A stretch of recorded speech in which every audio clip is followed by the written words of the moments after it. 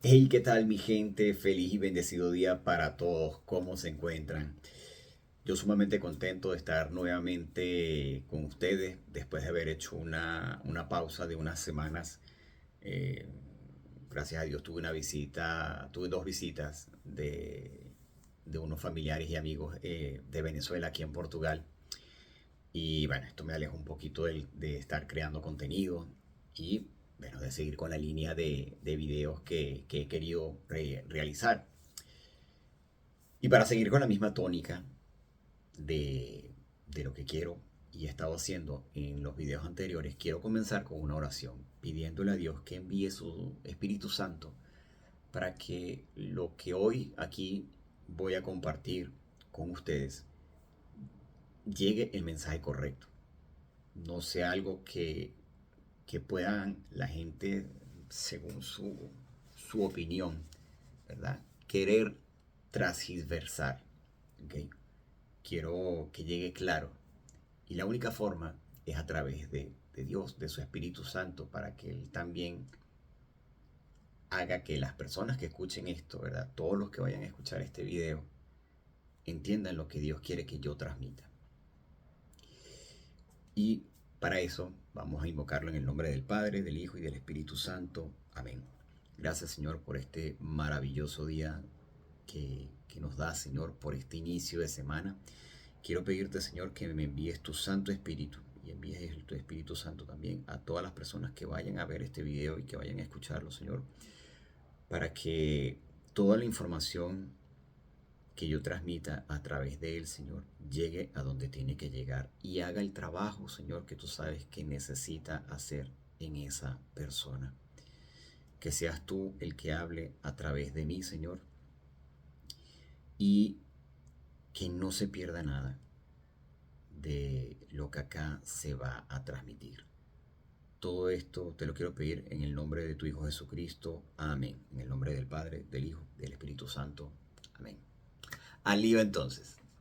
Hoy quiero compartir con ustedes, eh, así como en los videos anteriores, he estado hablando de contenido de charlas que he escuchado del doctor Enrique Rojas. Ya lo había mencionado anteriormente, pero bueno, para los que no lo conocen, el doctor Enrique Rojas es psiquiatra, psicólogo y es catedrático en la Universidad de Madrid.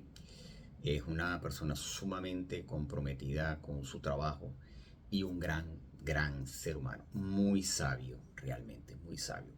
Y él ha compartido unas charlas a través de una aplicación que yo sigo, que me ha gustado muchísimo. Y es una línea de charlas que serían como una especie de una guía que él llama la guía para vivir una vida plena.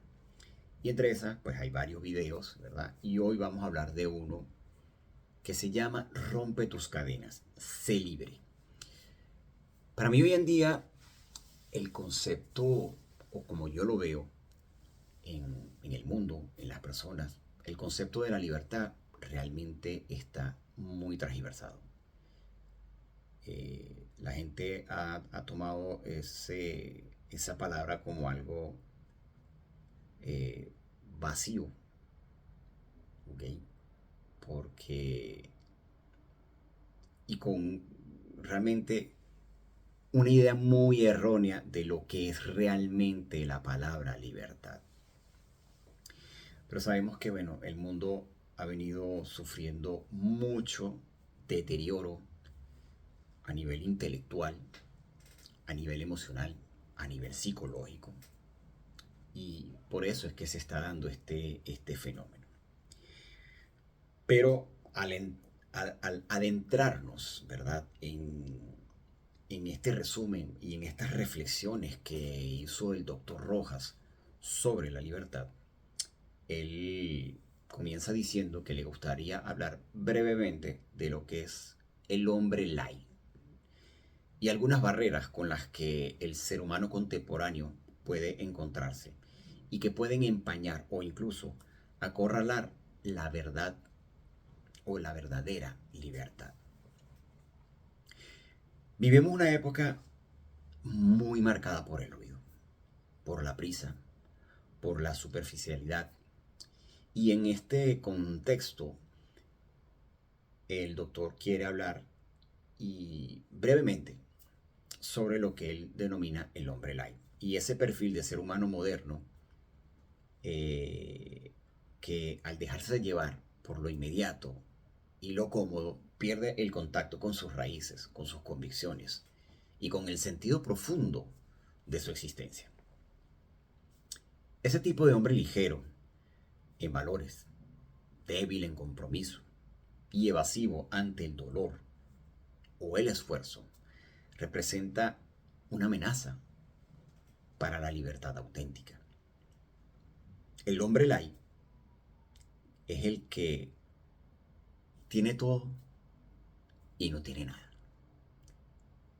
Y este concepto se refiere a un libro que el doctor Rojas publicó hace ya unos años de la editorial Planeta y que tiene las siguientes características, ¿no? O sea, las características que tiene este hombre light. Y dice así: se parece a la mantequilla sin grasa, al azúcar sin glucosa y a la cerveza sin alcohol. Es un hombre o es un ser humano, hombre o mujer, desustantivado, que vive de cara a la galería, de cara a lo que se ha puesto de moda. Y tiene mucho que ver con un hombre liviano, frágil, endeble y sin mucha consistencia. La empatía, por otro lado, el doctor se refiere que es una palabra que se ha puesto de moda en los últimos años, que ni siquiera existía en el diccionario de la lengua hace unos 35 o 40 años atrás, y significa la capacidad psicológica para ponerme en el lugar del otro. Es comprender, y comprender es ayudar y disculpar. Y la empatía significa, es un estado de ánimo de cercanía con el otro, en el que tú no lo juzgas, simplemente lo escuchas, dejas que se desahogue y tratas de una manera u otra ponerte en su lugar, ponerte en su piel o en sus zapatos, o como dicen también en sus pantalones, ¿verdad? El hombre moderno huye del compromiso, del esfuerzo, del sacrificio. Tiene una vida llena de ocupaciones, pero vacía de sentido. Lee poco, piensa poco y ama muy mal. Le cuesta establecer vínculos profundos porque jamás ha trabajado su mundo interior. Se deja llevar por el ambiente, por la moda, por lo que se lleva y no por convicciones firmes. Y hago un pequeño paréntesis aquí, porque no quiero dejar de mencionar eh, una cuestión que él y con su hija Marianne, que también es psicóloga, han denominado el síndrome de Simón. Y esto se da aproximadamente en hombres de 30 y tantos años en adelante, ¿verdad? Y significa, la S es soltero, la I de inmaduro en lo afectivo, la M de materialista, la O de obsesionado con el trabajo profesional y la N de narcisista. Y debajo de este síndrome aparece lo que ellos denominan o han llamado el pánico al compromiso. Y se trata de un joven, obviamente de esa edad, que tiene pánico al compromiso con una mujer cualquiera, cosa que menos cosas o prefiere comprometerse con cualquier otra cosa que con una mujer, porque tiene miedo de perder su libertad, en minúscula. ¿Okay? Solo Quien es libre realmente es capaz de comprometerse. Y esto ha ocurrido y está ocurriendo en la actualidad. Una sociedad sin vínculos, y esto lo pueden ir reflexionando a medida que lo voy diciendo, sin vínculos sólidos, profundos. Y esto da lugar a lo que está ocurriendo en muchos países y en muchos lugares del mundo. El doctor habló de algo que yo realmente no había, digamos, no había caído en cuenta, aunque yo sé que eso se ha hablado mucho en mi familia. Pero en este momento, en el mundo, la primera epidemia psicológica en el adulto, es decir, la primera enfermedad psicológica que más se da en las personas de 40 años en adelante, ya no es la ansiedad o las crisis de pánico, ni la depresión bipolar, ni los trastornos psicológicos o los desajustes de la personalidad. Ya no es eso. La primera epidemia psicológica es el divorcio. Dicen los americanos que se ve a diario una pareja tras otra, de aquí a allá, y, y en consecuencia nos encontramos con esta nueva realidad que es ver un ser humano herido en el que solo quiere el consumo del sexo. Y el sexo, de esa manera, produce una felicidad sin alegría y un bienestar sin gozo. Son muchos los factores que han influido en este campo, ¿verdad? Primero, la secularización de la sociedad. Segundo, la superficialidad. Tercero, los modelos rotos que se representan una y otra vez en la sociedad. La segunda adicción importante es la pornografía. Y esto el doctor se refiere a, dice que bueno, que la persona, según su opinión, que sabe mucho más de pornografía en los Estados Unidos, Peter C. Kleponis, es un psiquiatra americano de origen griego que para ese entonces acababa de publicar un libro justamente que se llama así, Pornografía. Y dice que la pornografía es la nueva patología colectiva de la gente joven. Es una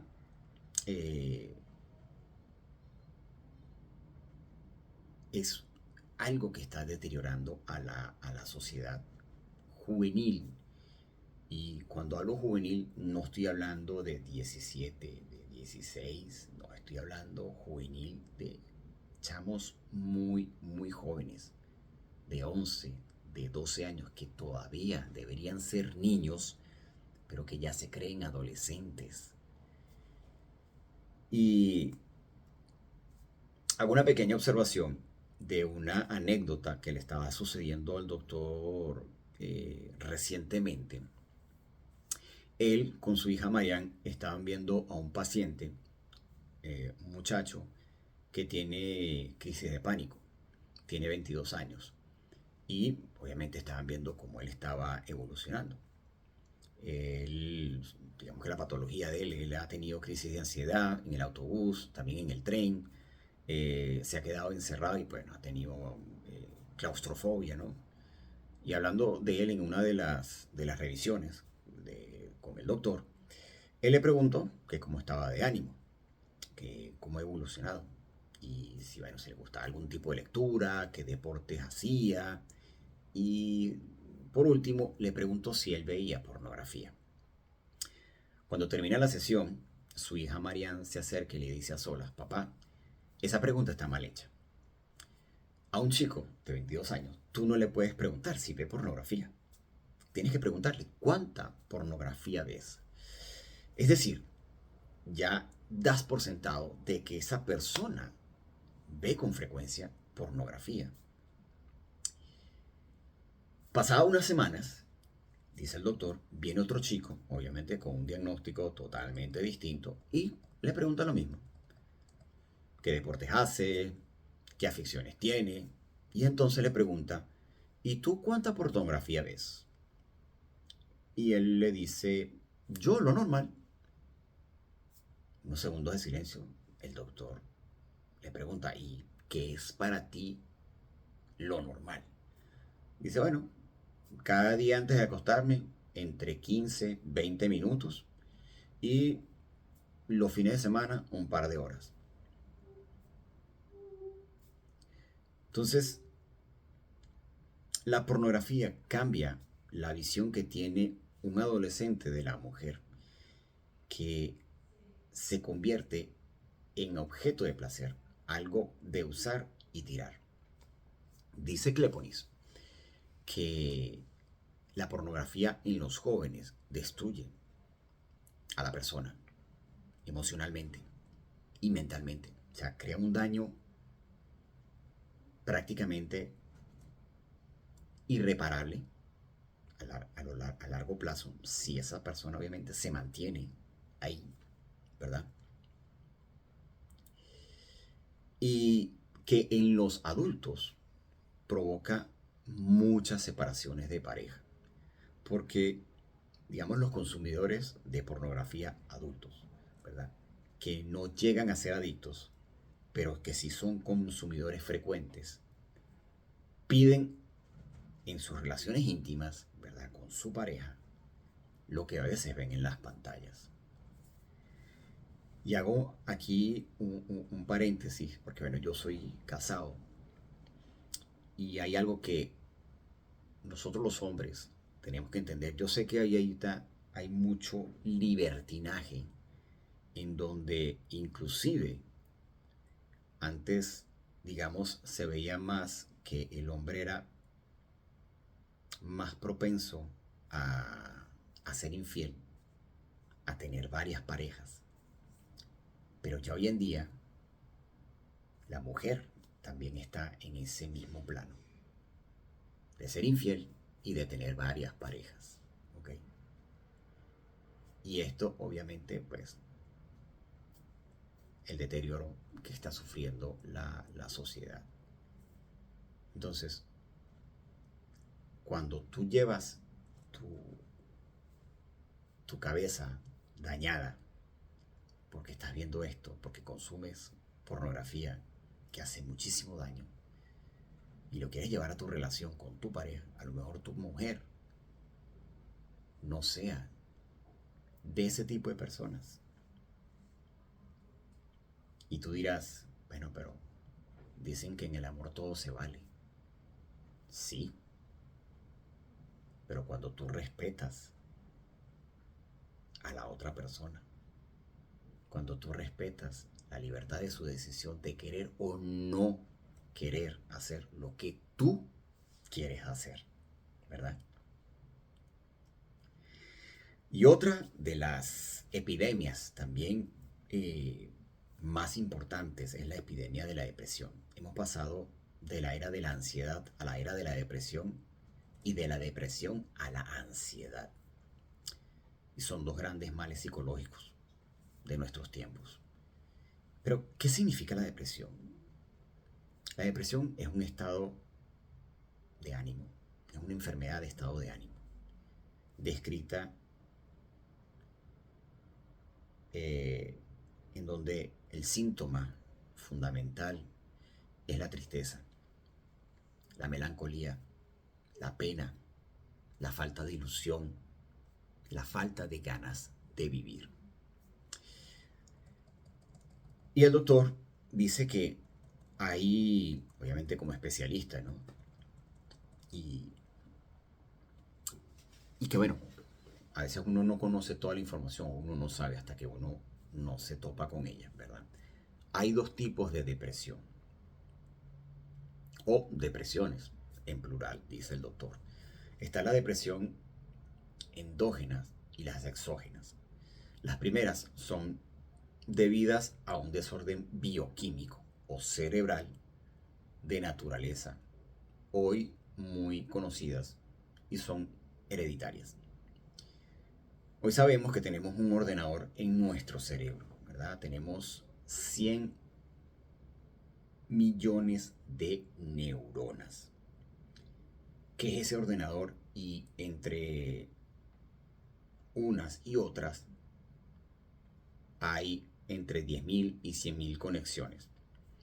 Al microscopio electrónico se ha descrito unos espacios que fue sintetizado por Sherrington, ¿verdad? Un explorador neurobiólogo inglés, que se llaman espacios sinápticos, que fueron estudiados también por dos premios Nobel, uno español, Ramón y Cala, y el otro, un italiano, Camilo Golgi, y descubrieron que en ese territorio en donde se produce la etiología, es decir, la casualidad de la depresión, fallan los intercambios bioquímicos y eléctricos en ese territorio, que son los que originan estas depresiones. Ahora, ¿qué consecuencias tiene para nuestra vida y para nuestra sociedad? Bien, las consecuencias, perdón, de las adicciones son muy fuertes. Y el doctor se dejó algunas guardadas, ¿no? Para ese momento. Entonces decía, en este momento, la primera adicción en la gente joven, después de la pornografía, es la adicción a las pantallas. Pensemos, no sé, nombremos TikTok, Instagram, Facebook, qué sé yo. Todo lo que se ve en ese mundo. Y la gente joven queda atrapada. ¿Por qué? Porque estos canales están diseñados para que tú te quedes cogido o pegado, ¿verdad? En esas imágenes que aparecen y en el que uno se siente más o menos distraído. Lo pasas bien y cuando quieres despertar, ya han pasado 1 o 2 horas viendo estas cosas, el contenido que estés consumiendo en ese momento. De ahí a que el chico de esa edad, de 15 a 20 y tantos años, le cueste luego sentarse delante de un libro a estudiar física, literatura, arte, lengua, matemática o lo que sea, porque no le apetece. ¿Okay? Y aparece una nueva enfermedad como consecuencia de esta adicción a las pantallas que no existía hace años, con esta intensidad, que es el llamado TDAH, que son las siglas del trastorno de déficit de atención e hiperactividad. Un chico que está disperso, una atención perdida, se desparrama, como dice el doctor, ¿verdad? O sea, está perdido en el espacio, ¿verdad? Y tiene que ver también con otra adicción, que es la adicción a la inmediatez. Y esto sí creo que es algo que está golpeando muchísimo justamente por este tema de la tecnología, de la velocidad, cómo se mueven las cosas, o sea, ahorita todo tras un botón ya tú tienes un resultado. Y esa inmediatez, el doctor la llama, ya prácticamente es una cultura.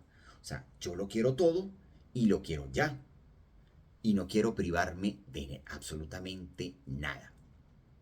Y entonces entra a lo que se llama el exceso de dopamina, que es decir, el exceso de hormona del placer, que me lleva de una cosa a otra. Y quiero ver esta película, y esta serie, y una noticia, y está con el móvil cambiando de imagen una a otra, y obviamente está desparramado, está perdido, está totalmente desconcentrado. O sea, la atención o su atención, ¿verdad? Está dispersa. En la gente joven, o la gente joven, queda atrapada. En la gente mayor uno queda a merced del bombardeo informativo permanente de cosas que nos llegan de aquí y de allá. Y entonces se produce una exaltación de lo superfluo, que no tiene ningún interés, pero que uno queda prendido a través de ella en las redes. Las características de la vida light, o de cómo llevaría el hombre light la vida. Bien, la vida light tiene, esto a mí me causó inclusive muchísima risa, ¿no? Como el doctor lo expone, ¿no? Dice, la vida light tiene 4 notas muy importantes, ¿no? La primera es el hedonismo. El hedonismo viene de Hedón. En el mundo griego es el rey del placer. Y el hedonismo significa que lo más importante en esta vida sigue siendo la vida light. Es el pasarlo bien, disfrutar. Está claro, ¿verdad? Que disfrutar es importante en la vida, pero no como elemento fundamental. Lo fundamental es hacer algo que merezca la pena con nuestra propia vida. O bueno, como lo dijo el doctor, de una forma más romántica, ser capaces de hacer cada uno de nosotros una pequeña obra de arte con nuestras vidas según nuestro punto de partida o nuestros puntos de partida. En segundo lugar, consumismo. Tanto tienes, tanto vales. Y entonces estamos en una sociedad que fomenta la acumulación de cosas. Y en consecuencia nos encontramos con gente que tiene de todo en sobreabundancia y no sabe cómo gestionar ese todo. Hedonismo, consumismo, permisividad. La permisividad significa todo vale, todo está permitido. Y aquí el doctor dice, nota a pie de página, importante. La historia de la revolución sexual. Tres hitos importantes. El primero, mayo del 68 en París. Título, Prohibido prohibir. Dice Freud que la neurosis se produce por la represión sexual. Pues bien, en esa época, en Francia, en el año 68, libertad total. En 1995, Pekín, se cambia el concepto del sexo por el género. El sexo es lo dado, es la ley natural, la naturaleza, y se pasa del sexo al género. El género es lo que yo elaboro con mi sexualidad según el emotivismo o la sensación que yo noto. Tercero, revolución sexual global, año 2010 aproximadamente. La revolución total sexual. Pues puedes hacer con la sexualidad lo que quieras, porque tú eres el dueño de ella y porque no hay referente ni irremitente. Pero con una nota nueva, sin sentirte culpable. Desaparece de ese panorama el concepto judeocristiano de la culpa. Hedonismo, consumismo, permisividad y relativismo. Nada es sólido. No hay compacto. No es consistente. Todo depende en una última instancia de la óptica tuya. Esta tetralogía que denomina el doctor, que es el hedonismo, el consumismo y la permisividad y el relativismo, conduce a un ser humano sin ideales, perdido, a la deriva, sin un sentido profundo de la vida. Ahora, ¿cómo podemos superar este estilo de vida superficial y vacía? Y se trata aquí fundamentalmente de recomponer la persona. Y la persona se compone de dos maneras. Primero, tener una personalidad equilibrada. Oído con esto. Tener una personalidad equilibrada, que es un trabajo de artesanía psicológica que uno hace consigo mismo. Y ahí entran la enorme importancia que tiene haber tenido modelos de identidad sanos. ¿A qué se refiere esto el doctor?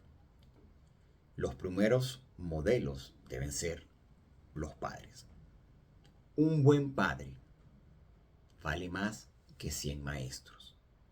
Y una buena madre es como una universidad doméstica. Los padres no podemos pretender que nuestros hijos practiquen cosas que nosotros no hacemos. Y el segundo elemento es tener un proyecto de vida.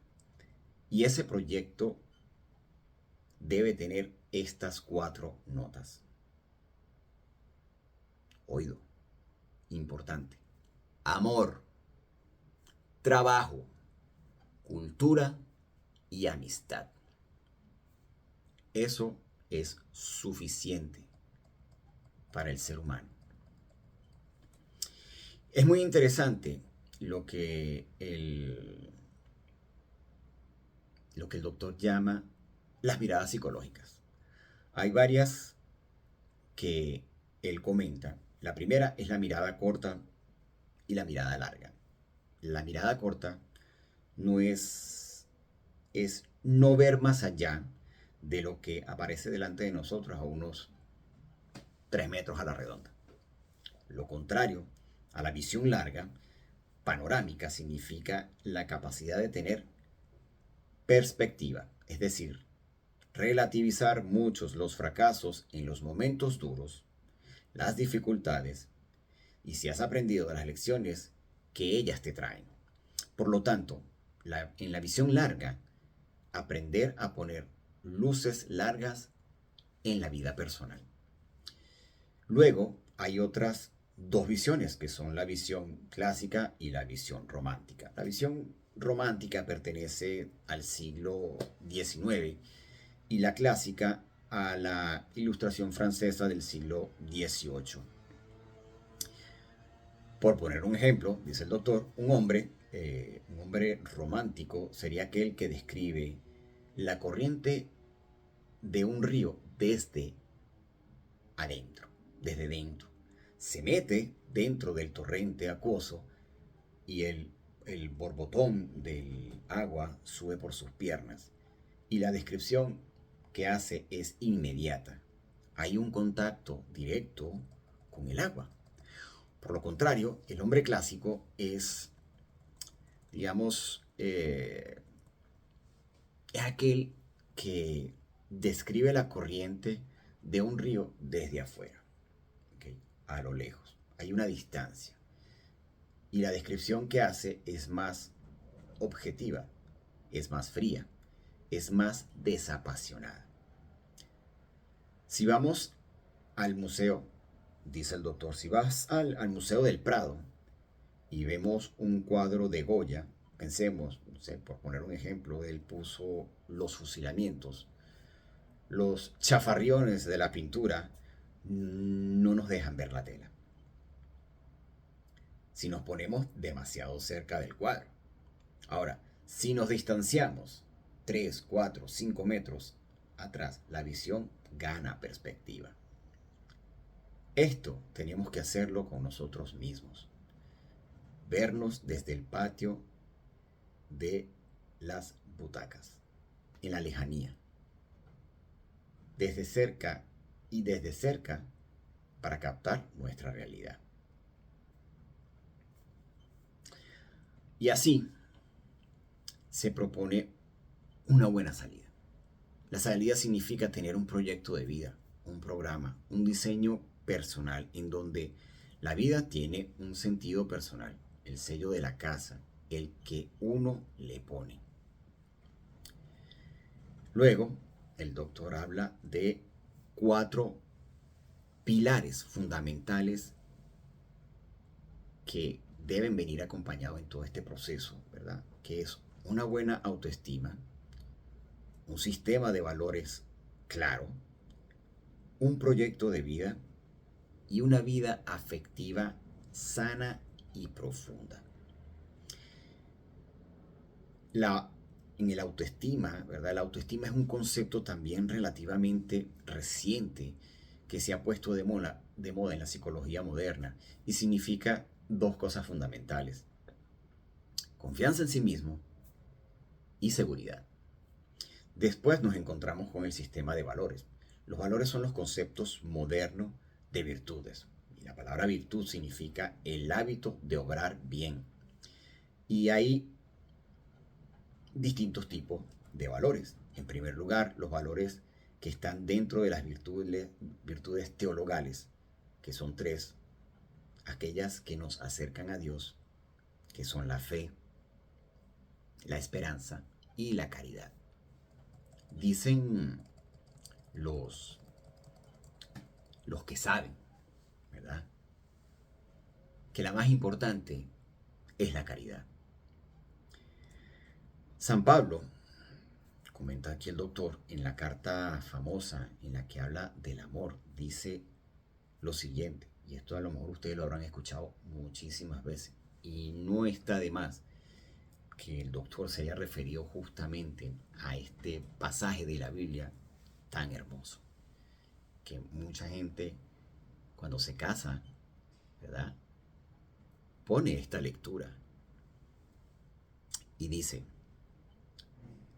el amor es paciente, es bondadoso, no tiene envidias, no es jactancioso, no es engreído, no es indecoroso, no lleva en cuenta el mal, todo lo cree, todo lo espera, todo lo tolera. Hermosas estas palabras, con un gran sentido, pero que ponerlas en práctica no es tan fácil, y menos hoy en día.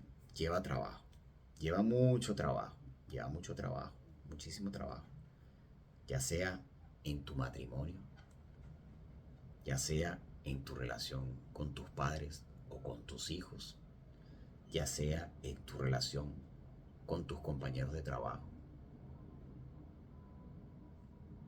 con tus compañeros del colegio. Lleva trabajo. Las segundas virtudes son las virtudes cardinales, que son 4: la prudencia, la justicia, fortaleza y templanza.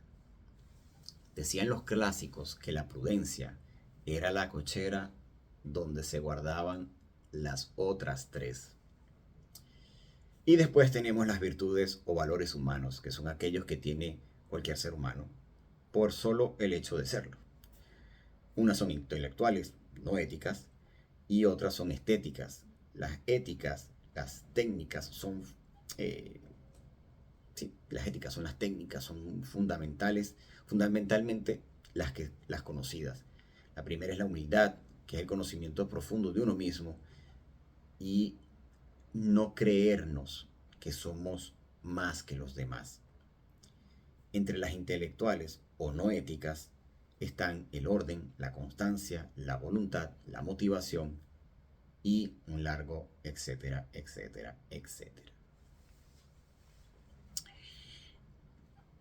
Mi gente, hemos llegado al final de este resumen. Ha sido un gran placer poder compartir con ustedes este tiempo, poder compartir toda esta información que gracias a Dios el doctor Rojas pudo compartir, yo pude escuchar, y así como yo lo pude escuchar se los estoy retransmitiendo a ustedes, y con un gran valor. Sé que hay ciertos temas un poco sensibles por lo que se está viviendo hoy en día, pero créeme que escuchar esto a la luz de Dios, a la luz de su palabra, a la luz de la verdad, no tiene desperdicio. No tiene desperdicio. Y créeme que esto, si lo, digamos, lo analizas y lo llevas a tu corazón y pones en práctica todo lo que aquí se habló, puedes estar a un paso de tener esa vida plena de la que tanto habla el doctor Rojas y de la que Dios quiere que nosotros seamos partícipes. Dios quiere que nosotros vivamos plenamente. A pesar de todo, ojo, a pesar de todo lo que sucede a nuestro alrededor, de las complicaciones, porque la vida no es lineal. La vida del ser humano no es lineal. La línea del ser humano es así. Altos, bajos, bajos, altos. ¿Okay? Nunca es lineal. Por eso es que dicen que Dios escribe recto en líneas torcidas. Mi gente, un gran abrazo. Sigan disfrutando de su día, de su semana. No se olviden de activar la campanita para el próximo contenido. Si les ha gustado este video, suscríbanse a mi canal, compártanlo con otras personas que realmente necesitan escuchar de esto y hagamos crecer nuestro espíritu. Alimentemos nuestro espíritu. No nos enfoquemos solamente en lo de afuera, porque, mi gente, lo de afuera se deteriora. Ya están viendo, ¿eh? Uno se empieza a quedar sin pelo, te empiezan a salir las paticas de gallo, ¿eh? Las arrugas. Esto se deteriora. En cambio, lo que está dentro siempre se puede mantener joven y fuerte cuando tú lo alimentas. Fuerte abrazo, mi gente. Se les ama. Bendiciones.